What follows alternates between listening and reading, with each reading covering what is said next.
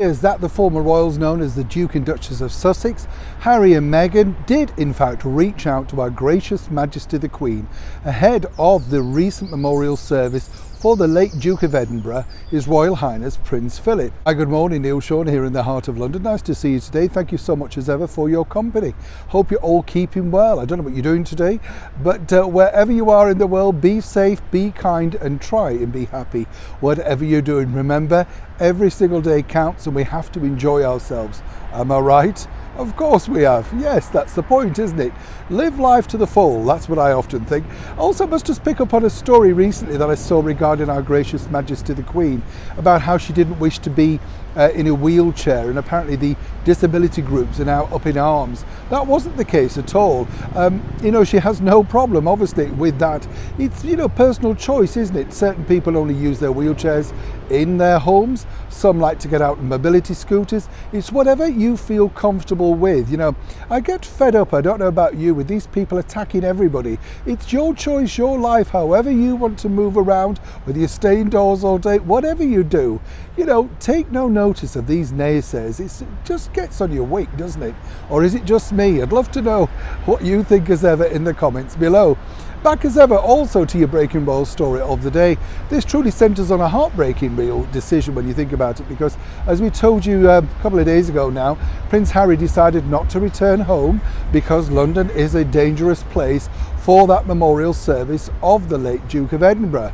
But what we can tell you is this. It does appear, and I wouldn't be too shocked by this at all, and as ever we have to say allegedly, that both Prince Harry and Meghan Markle did indeed make contact through a written letter, we are told, to Our Gracious Majesty the Queen, explaining the reasons why they weren't coming back to the United Kingdom, of course, for that memorial service. When you think about it, Prince Harry does know royal protocol. He knows exactly what he should do. He's certainly brought up with all the very best possible people, teaching him the best possible manners. So I think a lot of people will have misjudged him on that. Whichever way, it must have been a very heartbreaking letter to receive for Our Gracious Majesty the Queen. When you think about it, whichever way, in a difficult time for you, you just simply want all your family around you. But what we can also tell you is this, that while of course Harry and Meghan decided to remain silent on that day, and again, you have to say a very sensible decision. Whatever people are saying, oh, they didn't do this, they didn't acknowledge him, you couldn't win either way. If they'd have put something out on their website, then they're pulling focus. If they don't mention them, then of course it's negative. So, as I often say here on the show, we like to be impartial, and this really is what I believe could have gone wrong, whichever side they did. So by remaining silent, I think was the very best thing for Her Majesty the Queen and of course senior members of the British monarchy. But what I am told is this, that Prince Harry will be detailing his own personal memories of his late grandfather in his forthcoming memoir, and perhaps even touching, we are told, as ever, allegedly, on the reasons why he decided not to return to the United Kingdom for such a special royal event. Either way, it's a very difficult time for all members of the British monarchy.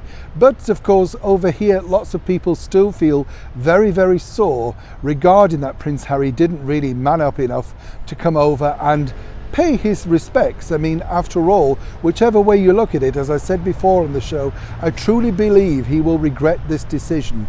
It was there in the moment with everyone around you that has lived through that life. How difficult would it have been to return even solo?